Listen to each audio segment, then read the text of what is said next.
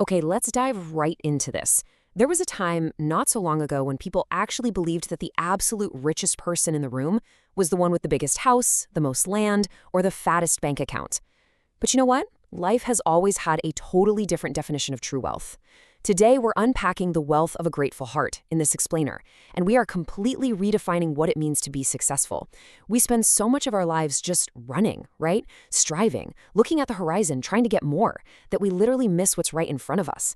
Today, we're going to flip that perspective entirely. So, let me ask you a real question. Have you ever stopped for just 1 minute and looked at your life with pure gratitude? I mean, really, pause that constant hustle for just a second. It's honestly way harder than it sounds. Our brains are actually wired with this negativity bias. We constantly scan for threats and look at what we're missing just to survive.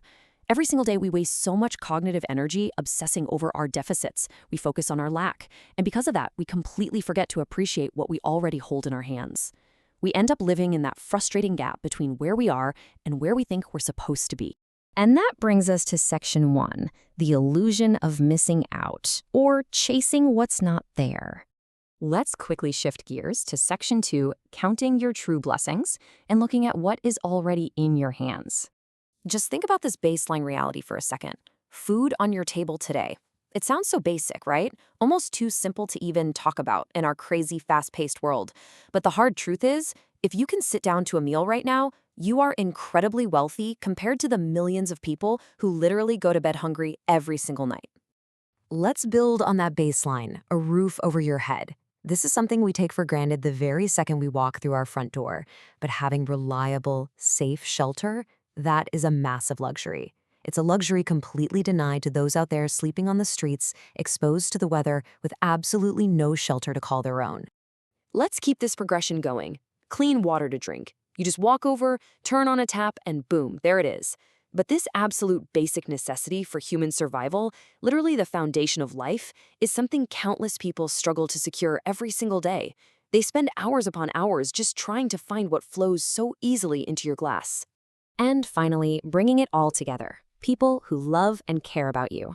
You know, many years ago, people truly understood the value of these relationships. Neighbors were basically family. If one house had no food, the whole neighborhood just shared what they had. If someone got sick, everyone rallied together to help. People didn't stop and ask, well, what's in it for me? They just asked, how can I help?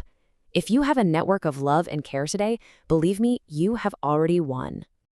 And this brilliantly illustrates the psychological trap we all fall into. Think about the toxic habit of comparing ourselves to people who just have more. More money, more success, a flashier lifestyle. The source material here is crystal clear. This kind of upward comparison actively steals your happiness. It just breeds resentment. But on the flip side, we find the absolute perfect antidote, shifting our comparison downward, remembering those who have less. When we stop staring up at the billionaires and start recognizing those struggling for basic survival, it instantly builds this deep structural gratitude. It totally flips our entire mindset from one of scarcity to one of abundance. Which leads us perfectly into section 3, redefining real wealth beyond the bank balance. So here is the true definition. Real wealth is peace of mind, good health, a loving family, and waking up every morning with hope.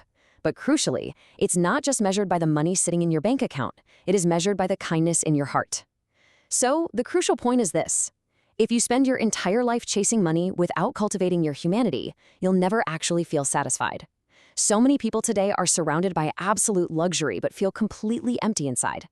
Letting your happiness depend purely on accumulating things you don't yet have is just a losing game. Let's break down exactly why these intangibles are truly priceless. Imagine a guy with millions of dollars who walks right past a hungry kid without even blinking.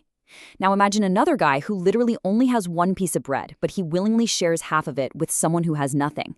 Who is the truly rich man there? It's simple, the second guy. Money can buy comfort, sure, but it cannot buy respect. It can buy a house, but not humanity. There are people lying in hospital beds right now who would gladly give away entire fortunes just to feel healthy again. People who are grieving a loss would trade every penny they have for just one more day with their family, because another day on this earth simply means another chance to grow and another chance to give. Now that we've totally redefined wealth, let's jump right into section 4, the daily gratitude habit, a simple morning practice. Tomorrow morning, before you check your phone or start doom scrolling the news, I want you to ask yourself, what am I thankful for today? It really doesn't have to be massive. Maybe your answer is your family. Maybe it's just the fact that you woke up with your health. Maybe it's your job that provides for you. Or maybe it is simply the chance to start over today. You get a clean slate every single morning.